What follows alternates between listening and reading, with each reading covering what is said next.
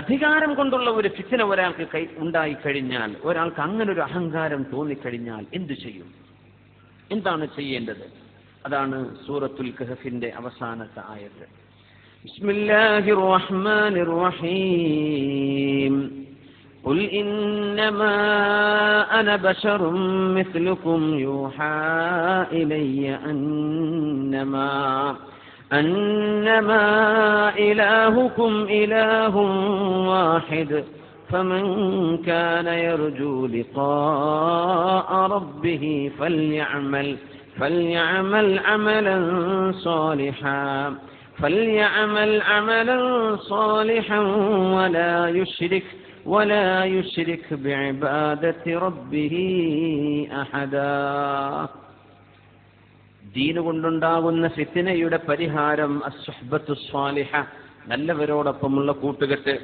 സമ്പത്ത് കൊണ്ടുണ്ടാകുന്ന ഫിത്നയുടെ പരിഹാരം മഅരിഫത്തു ഹഖീഖത്തി ദുനിയ, ഈ ലോകത്തിന്റെ ശരിയായ അവസ്ഥ എന്താണെന്ന് മനസ്സിലാക്കൽ. എത്ര നിസ്സാരമാണ്, എത്ര നൈമിഷികമാണ് ഈ ലോകത്തെ സുഖങ്ങൾ എന്ന് മനസ്സിലാക്കൽ. സമ്പത്ത് കൊണ്ടുള്ള ഫിത്ന ഉണ്ടാകാതിരിക്കാൻ കാരണം. ഇൽമു കൊണ്ടുള്ള ഫിത്നയ്ക്ക് പരിഹാരം അത്തവാദുഉ, അങ്ങേയറ്റത്തെ വിനയവും താഴ്മയും കാണിക്കലാണ്, അല്ലാഹുവിന്റെ മുമ്പിലും ശത്രുക്കളുടെ മുമ്പിലുമൊക്കെ. നാലാമത്തേത്, അധികാരം കൊണ്ടുണ്ടാകുന്ന ഫിത്നയ്ക്കുള്ള പരിഹാരം അൽ ഇഖ്ലാസ്, കാര്യങ്ങൾ അല്ലാഹുവിന് വേണ്ടി ചെയ്യാം. ഇത് ഈ ആയത്തിൽ നിന്ന് കിട്ടുന്ന ഏറ്റവും വലിയ പാഠമാണ്. ആ സൂറത്ത് അവസാനിക്കുകയാണ്. ഖുൽ, പറയണം നബിയേ, ഇന്നമാ അന ബശറും മിസ്ലുക്കും, ഞാൻ നിങ്ങളെപ്പോലെ തന്നെ ഒരു മനുഷ്യനാണ്, ജിന്നല്ല, മലക്കല്ല. ഞാൻ മനുഷ്യപ്രകൃതിയുള്ള ആളാണ്. അത് മാത്രമാണോ? യൂഹാ ഇലയ്യ, എനിക്ക് അല്ലാഹു വഹി നൽകുന്നുണ്ട്. ഞാൻ വഹി നൽകപ്പെടുന്ന ഒരു മനുഷ്യരാണ് സ്വല്ലല്ലാഹു അലൈഹി വസല്ലം. നബി തങ്ങൾ വെറും മനുഷ്യനാണ്, അത്രക്കുള്ളൂ എന്ന് പറയാൻ ഈ ആയത്ത് ദുരുപയോഗം ചെയ്യാറുള്ളത്. സാധാരണ മനുഷ്യന്മാർക്ക് വഹി വരാറുണ്ടോ? യൂഹാ ഇലയ്യ, വഹി നൽകപ്പെടുന്ന ആളാണ് ഞാൻ. നബി തങ്ങൾ ജിന്നോ മലക്കോ അല്ല എന്ന് പറയലാണ് അവിടെ ആവശ്യം. നബി തങ്ങൾക്ക് ദിവ്യത്വമില്ലെന്ന് ഉറപ്പ് തന്നെ. പക്ഷേ നബി തങ്ങൾ സാധാരണ മനുഷ്യനെ പോലെയാണോ? അല്ലല്ലോ. യൂഹാ ഇലയ്യ, എനിക്ക് വഹി നൽകപ്പെടുന്നുണ്ട്. ജിബ്രീൽ അലൈഹിസ്സലാത്തു വസ്സലാം എന്റെ മുമ്പിൽ വന്ന് അള്ളാഹുവിന്റെ വിഷയങ്ങൾ പറഞ്ഞു തന്നുകൊണ്ടിരിക്കുന്നുണ്ട്. നിങ്ങൾക്കറിയാത്തത് എനിക്ക് അല്ലാഹു അറിയിച്ചു തന്നുകൊണ്ടിരിക്കുന്നുണ്ട്. യൂഹാ ഇലയ്യ അന്നമാ ഇലാഹുകും ഇലാഹും വാഹിദ്, എന്റെയും നിങ്ങളുടെയും ഉടമസ്ഥനായ അല്ലാഹു, സൃഷ്ടാവ് ഒരേ ഒരുത്തൻ മാത്രമാണെന്ന് വഹി നൽകപ്പെടുന്ന ആളാണ് ഞാൻ. ഫമൻ കാന യർജൂ ലിഖാഅ റബ്ബിഹി, സ്വന്തം രക്ഷിതാവായ അല്ലാഹുവിനെ കണ്ടുമുട്ടണം എന്ന് ആരെങ്കിലും ആഗ്രഹിക്കുന്നുണ്ടെങ്കിൽ, ആരെങ്കിലും അല്ലാഹുവിനെ കണ്ടുമുട്ടുമല്ലോ എന്ന് പേടിക്കുന്നുണ്ടെങ്കിൽ, ഫൽയഅമൽ അമലൻ സ്വാലിഹാ, അവർ സൽകർമ്മം ചെയ്തു കൊള്ളട്ടെ. ആരോടായി പറയുന്നത്? മുഅ്മിനീങ്ങളോട്. ഈമാൻ ഉണ്ടെങ്കിലാണ് അമൽ സ്വാലിഹാവുക. അമൽ സ്വാലിഹാത്തിന് ഈമാൻ ഉണ്ടാവൽ നിർബന്ധമാണ്. ഈമാനുള്ളവർ ചെയ്തെങ്കിലേ കർമ്മം അല്ലാഹു സ്വീകരിക്കുകയുള്ളൂ. ഫൽയഅമൽ അമലൻ സ്വാലിഹാ വലാ യുശ്രിക് ബിഇബാദത്തി റബ്ബിഹി അഹദാ. മുഅ്മിനീങ്ങൾ അല്ലാഹു ഒരു ഇലാഹും വാഹിദ്, ഒരേ ഒരുത്തനാണ് എന്ന് വിശ്വസിക്കുകയും സൽകർമ്മം പ്രവർത്തിക്കുകയും ചെയ്യുന്നവരോട് വലാ യുശ്രിക് ബിഇബാദത്തി റബ്ബിഹി അഹദാ, അല്ലാഹുവിന് ചെയ്യുന്ന ഇബാദത്തിൽ അവർ ശിർക്ക് ചെയ്യാൻ പാടില്ല. വലാ യുശ്രിക്, ശിർക്ക് ചെയ്യരുതേ. ബിഇബാദത്തി റബ്ബിഹി അഹദാ, അല്ലാഹുവിനോടുള്ള ഇബാദത്തിൽ ഒരാളെയും ഒന്നിനെയും പങ്കുകാരാക്കരുതേ. മുഅ്മിനീങ്ങളോട് സൽക്കർമ്മം ചെയ്യാൻ പറഞ്ഞിരിക്കെ, അള്ളാഹു ഏകനാണെന്ന് വിശ്വസിച്ചിരിക്കെ, ഈമാനുള്ളവർ ചെയ്യുന്ന കർമ്മങ്ങളാണല്ലോ അമലൻ സ്വാലിഹാവുന്നത്, എന്നിട്ടും ശിർക്ക് ചെയ്യരുത് എന്ന് പറഞ്ഞ ഈ ശിർക്കിന്റെ അർത്ഥം ബഹുദൈവ ആരാധനയല്ലെന്നും, നേരെ മറിച്ച് കർമ്മങ്ങൾക്കുള്ളിൽ മറ്റുള്ളവർ കാണാൻ വേണ്ടി എന്ന ഉദ്ദേശത്തിൽ, മറ്റുള്ളവരെ കാണിക്കാൻ വേണ്ടി, ജനങ്ങൾ അറിയാൻ വേണ്ടി, പ്രശസ്തി ഉണ്ടാവാൻ വേണ്ടി അങ്ങനെ നിങ്ങൾ പ്രവർത്തിക്കല്ലേ. ഇബാദത്തിന്റെ കൂലി അല്ലാഹു തരണമെന്ന് പ്രതീക്ഷിച്ചുകൊണ്ട് മാത്രം, ജനങ്ങളാരും കാണാനോ കയ്യടിക്കാനോ ഒന്നിനുമല്ല, ഞാൻ പ്രവർത്തിക്കുന്നത് അല്ലാഹുവിന് വേണ്ടിയാണ് എന്ന രീതിയിൽ നിങ്ങൾ പ്രവർത്തിച്ചു കഴിഞ്ഞാൽ അല്ലാഹുവിനെ കണ്ടുമുട്ടുന്ന ദിവസം ഒരു നല്ല നേരമായിരിക്കും. അല്ലാഹുമ്മ ജഅൽ ഖൈറ അയ്യാമിനാ യൗമ നൽഖാക് പടച്ചവനെ ഞങ്ങളുടെ ജീവിതത്തിലെ ഏറ്റവും നല്ല ദിവസം നിന്നെ കണ്ടുമുട്ടുന്ന ദിവസമാക്കി തരണമേ. അങ്ങനെ ദുആ ചെയ്യണം. ഉലമാ പഠിപ്പിക്കുന്നുണ്ട്, അല്ലാഹുമ്മ ജഅൽ ഖൈറ അയ്യാമിനാ യൗമ നൽഖാക്, നിന്നെ കണ്ടുമുട്ടുന്ന ആ ദിവസം ഞങ്ങളുടെ ദിവസങ്ങളിൽ ഏറ്റവും നല്ല ദിവസമാക്കി തരണമേ. അങ്ങനെ ആവണമെങ്കിൽ എന്ത് ചെയ്യണം? അമലിൽ ആരെയും പങ്കുകാരാക്കാതിരിക്കുക. ബഹുദൈവ ആരാധന എന്നല്ല ഈ ശിർക്കിന്റെ അർത്ഥമെന്ന് ഈ ആയത്തിന്റെ തഫ്സീറിൽ മുഫസ്സിരീങ്ങൾ പറയും. അശ്ശിർക്കുൽ ഖഫീ, ഗോപ്യമായി കിടക്കുന്ന കണ്ണുകൊണ്ട് കാണാൻ കഴിയാത്തൊരു ശിർക്കുണ്ട്. ആ ശിർക്കിന്റെ അർത്ഥം എന്ന് പറഞ്ഞാൽ ഞാൻ ചെയ്യുന്നത് മറ്റാരോ അറിയാൻ വേണ്ടി, മറ്റാരോ കാണാൻ. ഇത് മനുഷ്യന്മാരിൽ ഇല്ലാതെയാവാൻ വലിയ പ്രയാസമാണ്. അല്ലാഹു തആല ഇല്ലാ മാ അസമ റബ്ബി, അള്ളാഹുവിന്റെ കാവൽ കിട്ടിയവരൊഴികെ. അള്ളാഹു നമ്മളൊക്കെ അവന്റെ കാവലിൽ അള്ളാഹു ആക്കി തരട്ടെ. എന്താ കുട്ടികൾ പ്രതിഷേധാണോ? ആമീൻ പറഞ്ഞപ്പോൾ നിർത്തിയെന്ന് വിചാരിച്ചു കുട്ടികൾ സന്തോഷപ്പെട്ടതാണോ? എന്താ അവിടെ എന്റെ കുട്ടിയില്ലാന്ന് ഇപ്പൊ എനിക്ക് ഉറപ്പാണ്. വേറെ ആരോ കുട്ടികളാണ് അപ്പൊ അവിടെ. അപ്പൊ ഇൻഷാ അല്ലാഹ് കുട്ടികളൊക്കെ ശ്രദ്ധിക്കും. അല്ലാഹു സുബ്ഹാനഹു വ തആല ഒരു അധികാരമുള്ള ഒരു അവസ്ഥയിൽ, അധികാരം എന്ന് പറയുമ്പോൾ എല്ലാവരും ഒരു ഭർത്താവിന് അധികാരം തോന്നൂലേ ഭാര്യയുടെ പേരിൽ? ഭാര്യയ്ക്ക് മക്കളിൽ അധികാരം തോന്നും. പ്രത്യേകിച്ച് ഭർത്താവിനൊക്കെ വയസ്സായി കഴിഞ്ഞാൽ പിന്നെ ഭർത്താവ് നിങ്ങളില്ലെങ്കിലും കുഴപ്പമില്ല, എൻ്റെ മുതിർന്ന മക്കളുണ്ടല്ലോ എൻ്റെ ഒപ്പം എന്ന് പറയുന്നൊരവസ്ഥ വരെ പെണ്ണുങ്ങൾക്ക് വരുന്നുണ്ട്. അങ്ങനെ എത്ര ഭർത്താക്കന്മാരെ പുറത്താക്കപ്പെട്ടിട്ടുണ്ടെന്നല്ല വീട്ടിൽ നിന്ന്. വയസ്സാകുന്നവരെ 60 കൊല്ലം ഗൾഫിലൊക്കെ ഒന്ന് ചെന്ന് നോക്കുമ്പോൾ ഉമ്മി കുട്ടികൾ ഒരു ഭാഗം, വാപ്പപ്പുറത്ത് ഒച്ചയ്ക്ക്. എന്തൊരു കഷ്ടപ്പാട് യാ അല്ലാഹ്. എന്നാലും പെണ്ണുങ്ങളെ, എവിടെ ഇരിക്കണ പെണ്ണുങ്ങളോ ഇത് കേൾക്കുന്ന പെണ്ണുങ്ങളോ ആ ഒരു നന്ദികേട് ചെയ്തു പോവല്ലേ. സ്വർഗത്തിന്റെ വാതിൽ നിങ്ങൾക്ക് എതിരായി അടക്കപ്പെടും. സ്വർഗം കിടക്കണമെങ്കിൽ ഭർത്താവിനെ സന്തോഷിപ്പിച്ചേ പറ്റൂ. മക്കൾ വലുതായി കഴിഞ്ഞാൽ പിന്നെ ഈ മക്കളുണ്ടായത് എവിടുന്ന ഒറ്റ സ്ഥാനം മുളച്ചു വന്നതാ? ഈ ഭർത്താവിലൂടെയല്ലേ മക്കളുണ്ടായത്. ഇത് മനസ്സിലാക്കാതെ എന്റെ കുട്ടികൾ എന്നെ നോക്കിക്കോളും, എനിക്ക് എന്റെ മക്കൾ മതി, നിങ്ങൾ ആവശ്യമില്ല എന്നൊക്കെ പറയുന്ന സ്വഭാവങ്ങളൊന്നും നമ്മുടെ ഉമ്മത്തിൽ ഇല്ലാതിരിക്കട്ടെ. അള്ളാഹു കാത്തുരക്ഷിക്കട്ടെ.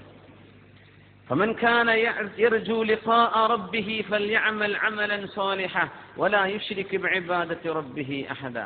നമ്മൾ ചെയ്യുന്ന അമൽ അള്ളാഹുവിന് വേണ്ടിയാണ്. നമ്മുടെ കർമ്മം അള്ളാഹുവിന് വേണ്ടി. ആരും ഇതിന്റെ പ്രത്യേകത എന്താന്ന് വെച്ചാല്, പ്രത്യേകിച്ച് ദഅവത്തിന്റെ രംഗത്തേക്ക് ഇറങ്ങുന്ന ആളുകൾ, പ്രത്യേകിച്ച് പൊതുപ്രവർത്തകന്മാർ, ഒരു സംഘടനയിൽ പ്രവർത്തിക്കുന്ന ആളുകൾ, എല്ലാവരും എല്ലാ കാലത്തും കൈയടിക്കൂല, എല്ലാ കാലത്തും എല്ലാവരും പ്രശംസിക്കൂല, എല്ലാ കാലത്തും ആൾക്കൂട്ടം ഉണ്ടാവില്ല. ഇന്നിപ്പോ കുറച്ച് ആൾക്കാരുടെ ഏറുണ്ട്, കുറച്ചു കാലം കഴിഞ്ഞത് 10-50 ആളായി ചുരുങ്ങും. ഈ ഒരു ആവേശമൊക്കെ കുറച്ചു കാലത്തേക്ക് ഉണ്ടാവുള്ളൂ. അത് എനിക്ക് ഉറപ്പാണ്. ഞാൻ ആ ബോധത്തോടു കൂടെ തന്നെ അവിടെ നിൽക്കുന്നത്. ആൾക്കൂട്ടൊന്നും നമ്മൾ പ്രതീക്ഷിക്കേണ്ടതില്ല. ആ കൂടാണ് കൂടിക്കോട്ടെ, കുറയാണെ കുറഞ്ഞോട്ടെ. നമ്മൾ പറയാനുള്ളത് പറയുന്നു, ഇൽമിന്റെ ദഅവത്ത് ചെയ്യുന്നു. ഒരാള് നമ്മൾ ചെയ്യുന്ന ഒരു പ്രവർത്തനത്തെ എതിർത്തു എന്ന് വിചാരിക്കുക, കളിയാക്കി എന്ന് വിചാരിക്കുക, പരിഹസിച്ചു എന്ന് വിചാരിക്കുക. അതുകൊണ്ട് നമുക്കൊരു ടെൻഷൻ തോന്നരുത്. അങ്ങനെ വന്നാൽ നമ്മൾ ആ ചെയ്തത് ആരോ കൈയൊട്ടാനാണ് എന്നതിനർത്ഥം വന്നു. അപ്പോഴല്ലേ 4 ആള് എന്തെങ്കിലും ചീത്ത പറയുമ്പോഴേക്കും നമ്മൾ ഇടങ്ങേറായി പോകുന്നു. നമ്മൾ അതിനല്ലല്ലോ ചെയ്തത്. നമ്മൾ ചെയ്തൊരു നല്ല കാര്യം ചിലക്ക് പിടിച്ചില്ലാന്ന് വരും. ചില സംഘടനകളുമായി ബന്ധപ്പെടുമ്പോൾ അവർക്കത് പിടിച്ചില്ലാന്ന് വരും. ചില ആളുകളുടെ മുമ്പേ കണക്കാക്കി ഞാൻ മനസ്സിലാക്കിയത് അങ്ങനെ അല്ലല്ലോ, പിന്നെ എന്തൊക്കെ അങ്ങനെ പറഞ്ഞത്. ഇതൊന്നും ഇവിടെ വിഷയമല്ല. നമുക്ക് സത്യമെന്ന് ബോധ്യപ്പെട്ട വിഷയം നമ്മൾ പറയും. നിങ്ങൾക്ക് അള്ളാഹുവിന്റെ മുമ്പിൽ അത് ഹക്കാണ് എന്ന് വിചാരിച്ച് നിങ്ങൾ ചെയ്യുന്ന ഒരു പ്രവർത്തനം നിങ്ങളുടെ സ്വന്തം കുടുംബക്കാർ നിങ്ങൾ എതിർത്തുനിന്ന് വരും, ഭാര്യ എതിർത്തുനിന്ന് വരും, കൂട്ടുകാരെതിർത്തുനിന്ന് വരും, നമ്മുടെ കൂടെയുള്ള സുഹൃത്തുക്കൾ കളിയാക്കിയെന്ന് വരും. അതൊന്നും വിഷയമല്ല. ഞാൻ എന്റെ റബ്ബിന് വേണ്ടിയാ ചെയ്യുന്നത്. കൈയടിച്ചാലും കൂക്കി വിളിച്ചാലും ഒരുപോലെ. ഇതാണ് ഇഖ്ലാസിന്റെ പ്രത്യേകത. അല്ലെങ്കിൽ 4 ആള് കളിയാക്കുമ്പോഴേക്കും ഒരു ടെൻഷൻ, അതൊന്നും വരേണ്ട ഒരു കാര്യമില്ല. നമുക്ക് തെറ്റുപറ്റിയിട്ടുണ്ടെങ്കിൽ അള്ളാഹുവിനോട് തൗബ ചെയ്ത് മടങ്ങാം. പടപ്പുകളോട് തൗബ ചെയ്യേണ്ട കാര്യമില്ല, അള്ളാഹുവിനോട് തൗബ ചെയ്ത് മടങ്ങാം. നമ്മൾ ചെയ്യുന്ന പ്രവർത്തനത്തിന്റെ കൂലി അള്ളാഹു തരണം എന്ന് മാത്രം പ്രതീക്ഷിക്കുക. അങ്ങനത്തെ ഒരു കൽബ് കിട്ടാൻ വേണ്ടി, എനിക്കങ്ങനത്തെ കൽബ് ഉണ്ടാകാൻ വേണ്ടി നിങ്ങൾ വരക്കണം, നിങ്ങൾക്ക് വേണ്ടി ഞാനെന്ത് വരക്കാം. അള്ളാഹു നമ്മുടെ കൽബിൽ അങ്ങനെ ഒരു ഇഖ്ലാസ് റബ്ബ് തരട്ടെ. എത്ര ആത്മാർത്ഥമായിട്ടാണ് എന്ന് നമ്മൾ പറഞ്ഞാൽ പോലും ആത്മാർത്ഥത ഉണ്ടോ ഇല്ലേ എന്ന് അള്ളാഹുവിനെ മാത്രമേ അറിയുള്ളൂ. ഈ സംഭവം നിങ്ങൾക്കറിയുമായിരിക്കും. നമ്മൾ 1-ലേറെ തവണ ഇവിടെ പറഞ്ഞിട്ടുണ്ട്. ഇഖ്ലാസ് മലക്കുകൾ എഴുതി വെക്കാത്തൊരു സംഗതിയാണ്. നമ്മളിവിടെ നിസ്കരിച്ചു എന്ന് വിചാരിക്കാം. ഈ നിസ്കരിച്ചുവെന്നേ മലക്കുകൾ എഴുതുള്ളൂ. ആ നിസ്കരിച്ചത് വാപ്പ അവിടെ കാണുന്നുണ്ട്, വാപ്പ നോക്കിയിട്ടുണ്ട്, ഇന്ന് നിസ്കരിച്ചില്ലെങ്കിൽ 4 അടി ഏറെ കിട്ടുന്ന വാപ്പ പറഞ്ഞ് വാപ്പാനെ പിടിച്ച് അവനെ നിസ്കരിക്കുന്നത്. ഇത് മലക്കുകൾ എഴുതി വെക്കൂല. മലക്കുകൾ അവൻ നിസ്കരിച്ചു എന്നാ എഴുതുക. എന്തെങ്കിലും സൽക്കർമ്മം ചെയ്തിട്ടുണ്ട്, അവൻ സൽക്കർമ്മം ചെയ്തു. ഈ കല്യാണത്തെ അന്വേഷിച്ച് വരുന്ന സമയത്ത് ചെറുപ്പക്കാരൊക്കെ നിസ്കാരം തുടങ്ങുന്ന ഏർപ്പാടുണ്ടാവും. അന്വേഷണമൊക്കെ വരുമ്പോൾ അവല് സഫിലുണ്ടാവും, സുബൈക്ക് മുതൽ തുടങ്ങും. ആ സമയത്തൊക്കെ മലക്കൾ എഴുതി വെക്കൽ എന്താ? അവൻ അസനസ്കാരത്തിന് ജമാഅത്തിന് കൂടിയിട്ടുണ്ട്, സുബൈസ്കാരത്തിന് ജമാഅത്ത് വന്ന് സുന്നത്ത് നിസ്കരിച്ചിട്ടുണ്ട്, ഓരോ തിങ്കളാഴ്ചയും വ്യാഴാഴ്ചയും സുന്നത്ത് നോമ്പുമാണ്. ഇതൊക്കെ അവൻ ചെയ്തത് പെണ്ണിട്ടാൻ വേണ്ടിയിട്ടാണ് എന്ന് അള്ളാഹ്ക്കറിയാം. പക്ഷെ ഇത് മലക്കുകൾ എഴുതി വെക്കൂല. മലക്കുകൾക്ക് ഇഖ്ലാസിലേക്ക് ആക്സസ് ഇല്ല എന്നാ. ഖൽബിന്റെ ഉള്ളിൽ നിയ്യത്ത് എന്താണെന്ന് മലക്കുകൾക്ക് നോക്കാൻ കഴിയില്ല, ഇത് പടപ്പുകൾക്കും കഴിയില്ല, അള്ളാഹുവിന് മാത്രമേ കഴിയുള്ളൂ. നമ്മൾ പറഞ്ഞ അനൗൺസ് ചെയ്യുമ്പോൾ ആത്മാർത്ഥമായി പറയാണ്, ഈ ആത്മാർത്ഥമായി പറയാണെന്ന് അള്ളാഹ്ക്ക് മാത്രമേ അറിയുള്ളൂ. അങ്ങനെ നഹവ് കൊണ്ട് പറഞ്ഞാലൊന്നും ആത്മാർത്ഥം ആവില്ലല്ലോ. അങ്ങനെ ഈ ആത്മാർത്ഥമായിട്ട് പറയാൻ, ഇതിപ്പോൾ ഞാൻ ആരും ഉദ്ദേശിച്ച് പറയല്ല, ഇതൊന്നും അറിയാതെ എനിക്ക് പറയുന്നുണ്ട്. ഞാൻ ആത്മാർത്ഥമായിട്ട് പറയാണ് എന്നൊക്കെ പറഞ്ഞാൽ ആത്മാർത്ഥ അല്ലാത്ത രീതിയിൽ എനിക്ക് പറയാൻ അറിയാത്തത് കൊണ്ടല്ല, ഇപ്പൊ ഞാൻ പറഞ്ഞ ആത്മാർത്ഥമായിട്ടാണ്. അങ്ങനെയൊക്കെ ഒരു ആശയന്റെ ഉള്ളിൽ കടന്നു വരുന്നതാണ്. അപ്പൊ ആ വാക്ക് പറയേണ്ട, നമ്മൾ പറയുന്ന കാര്യങ്ങൾ പറയാ, അത്രേ ഉള്ളൂ. വിനീതമായിട്ട് ഞാൻ പറയണമെന്നൊക്കെ പറയില്ലേ, വിനീതമായി അഭ്യർത്ഥിക്കുക. എന്ത് വിനീതമായിട്ട് അഭ്യർത്ഥിക്കുക? വിനീതല്ലാതെ അഭ്യർത്ഥിക്കാൻ പറ്റുമോ? ഞാൻ അഭ്യർത്ഥിക്കുകയാണ്, ഞാൻ ആവശ്യപ്പെടുകയാണ്, അത്രേ വേണ്ടൂ. അപ്പൊ ഇത് പറയുന്നത് തെറ്റാണ് എന്നല്ല, അതിൻ്റെയൊക്കെ ഉള്ളിൽ ഇങ്ങനെ ശരിക്കും പോസ്റ്റ്മോർട്ടം ചെയ്താലേ അതിൻ്റെയൊക്കെ ഒരു ചെറിയ ഒരു അഹങ്കാരത്തിന്റെ ശകലങ്ങൾ അതിന്റെ ഉള്ളിലൊക്കെ കിടക്കുന്നുണ്ടെന്നാണ്. അപ്പൊ ഇഖ്ലാസ് അള്ളാഹുവിനെ മാത്രം അറിയുന്ന വിഷയമാണ്, ആർക്കും അറിയില്ല, നിങ്ങൾക്കും അറിയില്ല, എനിക്കും എന്റെ റബ്ബിനെ അറിയുള്ളൂ. നമ്മുടെ ഖൽബിന്റെ ഉള്ളിൽ എന്തായിരുന്നു ഉദ്ദേശം? നമ്മുടെ ഖൽബിന്റെ ഉള്ളിലെ ഉദ്ദേശം എന്താണ്? ജീവിതത്തിലെ ഏത് പ്രവൃത്തിയും, പ്രത്യേകിച്ച് അധികാരമുള്ള ആളുകൾ, അവർ ചെയ്യുന്നത് അള്ളാഹുവിന് വേണ്ടിയാണെങ്കിൽ ഇൻഷാ അള്ളാഹ് ആ അധികാരം കൊണ്ട് ഫിത്ന ഉണ്ടാവില്ല. അല്ലാതെ നാലാൾ അറിയണമെന്നോ, പത്രത്തിൽ അച്ചടിച്ചു വരണമെന്നോ, ഇന്നാലിന്റെ മെഡൽ കിട്ടണമെന്നോ, ഇന്നാലിന്റെ റെക്കഗ്നിഷൻ കിട്ടണമെന്നോ, ഇന്നാലിന്റെ ആളുകൾ ഇതിനെ അവാർഡ് തരണമെന്നോ, ഇതൊക്കെ പ്രതീക്ഷിച്ചൊക്കെ ചെയ്യുകയാണെങ്കിൽ നഷ്ടമാണ്. തിജാറത്തുൻ ഖാസിറ, അത് നഷ്ടക്കച്ചവടമാണ്. അള്ളാഹു കാത്തുരക്ഷിക്കട്ടെ, അള്ളാഹു കാത്തുരക്ഷിക്കട്ടെ. ഇഖ്ലാസാണ് ഏറ്റവും വലിയ മുതൽ എന്ന് പഠിപ്പിച്ചുകൊണ്ടാണ് ഈ സൂറത്ത് അവസാനിപ്പിക്കുന്നത്. ജീവിതത്തിൽ വേണ്ടതും ഇതാണ്. നമ്മൾ നിസ്കരിക്കുന്നതും നോമ്പൊരുക്കുന്നതും, നമ്മൾ സൽക്കർമ്മം ചെയ്യുന്നതും, നമ്മൾ സംഭാവന ചെയ്യുന്നതും, നമ്മളൊരു മീറ്റിംഗ് അറ്റൻഡ് ചെയ്യുന്നതും, ഒരു പ്രസ്ഥാനത്തെ നയിക്കുന്നതും, ഒരു ഭാരവാഹിത്വം ഏറ്റെടുക്കുന്നതും ഇതിൻ്റെ അടുത്ത് അള്ളാഹുവിൻ്റെ അടുത്ത് കൂലി കിട്ടാനാണ്. അപ്പോഴും നമ്മൾ ഈ സംഘടനകളുടെ പൊളിറ്റിക്സ് ഉണ്ടാവില്ല. അപ്പോൾ സംഘടനകൾ തമ്മിലുള്ള ഈ വാശിയും വൈരാഗ്യവും, സംഘടനയുടെ ലേബിൾ മാറുമ്പോഴേക്ക് അവരെന്താ അങ്ങനെ ചെയ്യാൻ, ഇവരെന്താ ഇങ്ങനെ ചെയ്യാൻ, ഇതൊക്കെ തോന്നുന്നത് അധികാരത്തിന്റെ ഫിത്ന ഖൽബിൽ ഉണ്ടാകുമ്പോഴാണ്. അല്ലെങ്കിൽ നല്ല കാര്യമാണോ, അൽഹംദുലില്ലാ, നടന്നോട്ടെ. മോശമാണോ, നമുക്ക് വേണ്ട.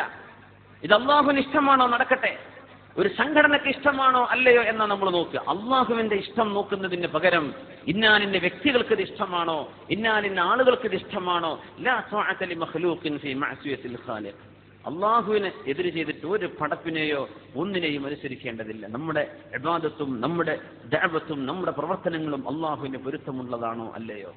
ഈ രീതിയിൽ കർമ്മങ്ങൾ മാറണം. അതിനൊരുപാട് തടസ്സങ്ങളുള്ള കാലമാണിത്. ഈ തടസ്സങ്ങളെ വകഞ്ഞു മാറ്റാനുള്ള തൗഫീഖിന് അള്ളാഹുവിനോട് ചോദിക്കുകയും ചെയ്യാം.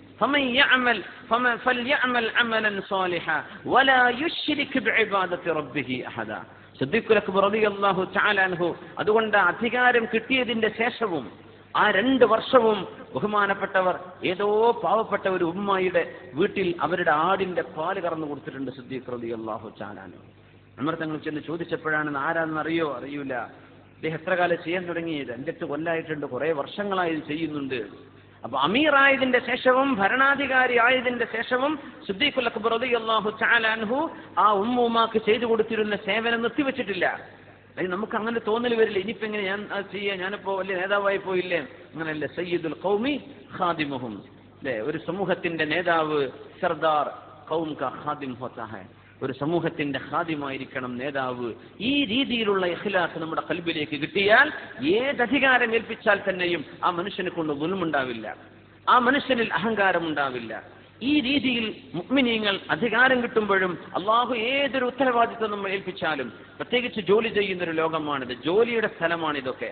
നമ്മുടെ ജോലി സംബന്ധമായ വിഷയങ്ങളിൽ സൂപ്പർവൈസറായിട്ട് ജോലി ചെയ്യാമെന്ന് വിചാരിക്കുക, നമുക്കൊരു സീനിയർ പോസ്റ്റ് ഉണ്ടെന്ന് വിചാരിക്കുക, നമ്മുടെ കീഴെ മറ്റാളുകൾ ജോലി ചെയ്യുന്നെന്ന് വിചാരിക്കുക. അവരോടൊക്കെ ഏറ്റവും നല്ല രീതിയിൽ ഞാൻ അള്ളാഹുവിന് പൊരുത്തുള്ളതേ ചെയ്യൂ എന്ന ഒരു നിലപാടെടുത്തു കഴിഞ്ഞാൽ നമുക്ക് ആ കിട്ടുന്ന സ്ഥാനം റഹ്മത്താണ്. ഇല്ലെങ്കിൽ അത് അദാബാണ്, ഫിത്നയാണ്, അള്ളാഹു നൽകുന്ന പരീക്ഷണമാണ്. അള്ളാഹു കാത്ത് രക്ഷിക്കട്ടെ.